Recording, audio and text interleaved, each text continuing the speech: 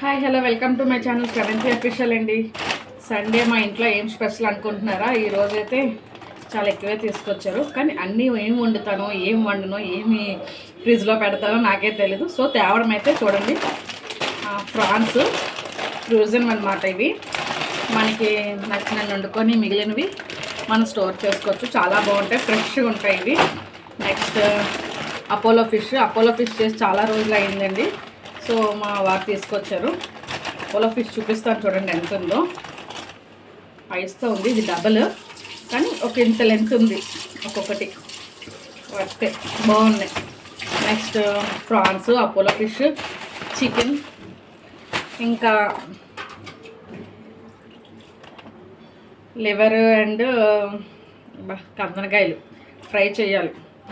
ఇది కూడా, కానీ ఏం వండుతానో ఏం వండనో నా మూడు ఎలా ఉంటుందో కూడా చెప్పలేను. కొంచెం హెల్త్ అయితే నీరసంగా ఉంది. ప్రజెంట్ అయితే చికెన్ ఫ్రై చేసేసి రసం పెట్టి చక్కగా రైస్ పెడదాం అనుకుంటున్నాను. బిర్యానీ అది ఇంట్రెస్ట్ లేదండి. సో ఇదన్నమాట నా వీడియో. అపోలో ఫిష్ అయితే ఈవినింగ్ పిల్లలకి స్నాక్స్ కింద చేస్తాను.